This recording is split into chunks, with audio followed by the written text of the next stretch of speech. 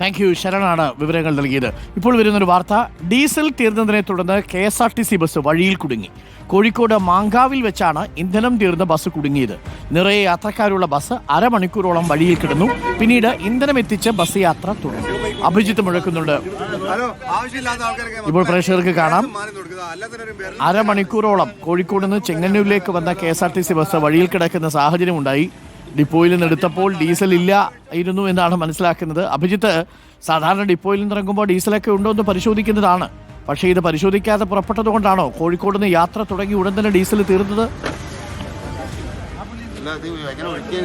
അരുൺകുമാർ, അങ്ങനെ ഒരു പാളിച്ച ഈ ബസിന്റെ ജീവനക്കാരിൽ നിന്ന് വന്നു എന്നാണ് നമ്മൾ പ്രാഥമികമായി മനസ്സിലാക്കുന്നത്. ഇത് കോഴിക്കോട് നിന്ന് ചെങ്ങന്നൂരിലേക്ക് പോകുന്ന ബസ്സാണ്. ചെങ്ങന്നൂരിൽ നിന്ന് കോഴിക്കോട് വന്ന് പിന്നീട് കോഴിക്കോട് നിന്ന് ചെങ്ങന്നൂരിലേക്ക് തിരിച്ചു പോകുന്ന KSRTC ബസ്സാണ്. കോഴിക്കോട് നിന്ന് പുറപ്പെട്ട് ഏതാണ്ട് കിലോമീറ്ററുകൾ മാത്രമാണ് മാങ്കാവിലേക്കുള്ളത്. അവിടെ എത്തിയപ്പോഴേക്കും ബസിന്റെ ഡീസൽ തീർന്നു പോവുകയായിരുന്നു. തുടർന്ന് ഏതാണ്ട് അരമണിക്കൂറോളം നേരം ഇത് മാങ്കാവിൽ നിർത്തിയിടേണ്ട ഒരു സാഹചര്യം ഉണ്ടായി. യാത്രക്കാരൊക്കെ വലിയ ബുദ്ധിമുട്ടിലായി എന്ന് പറയാതിരിക്കാൻ നിർവാഹമില്ല. കാരണം നിറയെ യാത്രക്കാർ ഈ ബസ്സിൽ ഉണ്ടായിരുന്നു. അവർ പുറത്തേക്കൊക്കെ ഇറങ്ങി. ചെറിയൊരു വാക്കുതർക്കമൊക്കെ ജീവനക്കാരുമായി ഉണ്ടായി എന്നാണ് നമ്മൾ മനസ്സിലാക്കുന്നത്.